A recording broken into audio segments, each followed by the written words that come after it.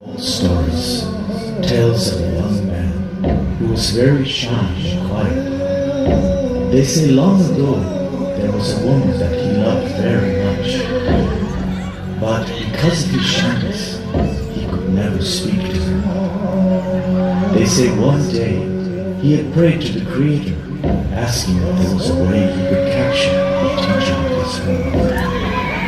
One night, the Creator came to him, told him to go south of his village to an old willow tree and create these round hoops. And through these hoops, create a dance that would show her all the beauties of life that surrounded her, and how all these things are connected to form the world we live in. At the end of the dance, he had captured the heart of the woman. This is the story of life and creation, the hoop dance.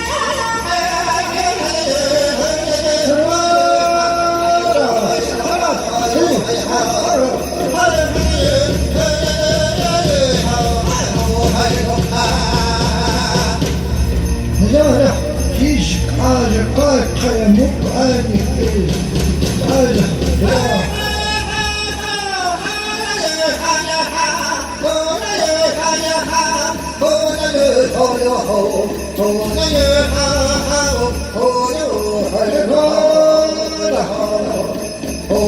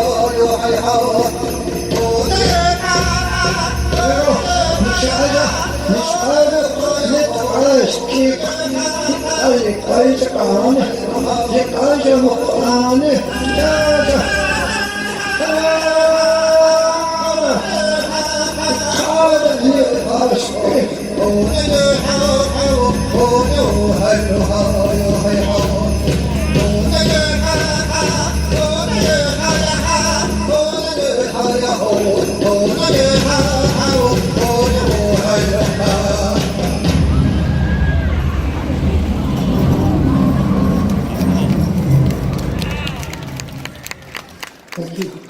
What you just seen right now is known as the American Indian Taos hoop dance. This style of old Indian dance is originally hundreds of years old, born in the village of the Taos, where a young man's dream. Through this style of dance, our older people use hoops, creating images showing respect to all living life. Some of our older people, they do say, originally this was a very old dance of courtship. At the very first hoop used represented being born into the world. Throughout the dance, images of land, sky, water, animals, birds, bear, elk, deer, horse, tree, flower, turtle, an eagle's nest, even the formation of a snake into a ladder are created. Here to my right, this adobe home structure dwelling. This is the way it would have looked if this dance was born hundreds of years ago. People lived in homes very similar to this ship. Looking upon the top, you will notice a large wooden ladder, one of the formations in the middle of the hoop dance. For myself, my name's Gary Whiskey. I'm a Yuk. I come from a family known as the Chief Burnett.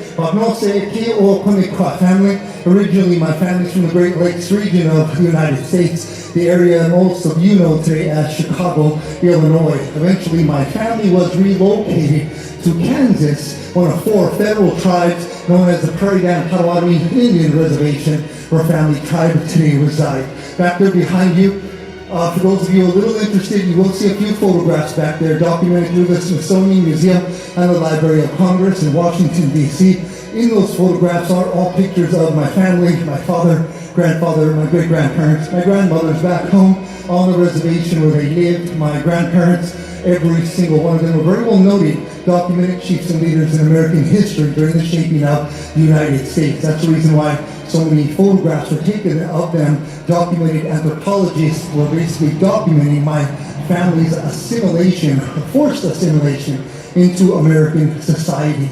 The feathers that you are looking at here on stage, these are eagle feathers. Now, in the United States, eagle feathers are very regulated. They are extremely illegal. You're not allowed to sell them, not allowed to buy them. They are protected by the federal government under jurisdiction of the United States Fish and Wildlife Service. If we're caught selling or buying these feathers today on the black market, you can actually go to a federal prison for a pretty long time.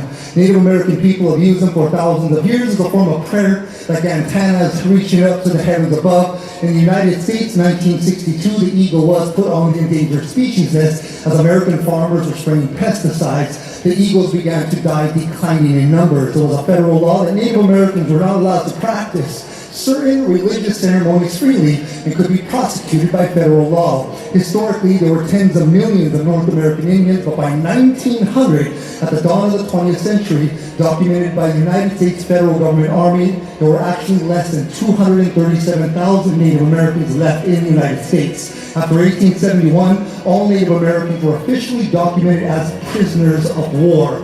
A European war, World War I, that began in 1914, although over 12,000 Native Americans served in this war as the United States became involved in 1917, historically Native American Indians in the United States were not allowed to become citizens of the United States until after the year 1924.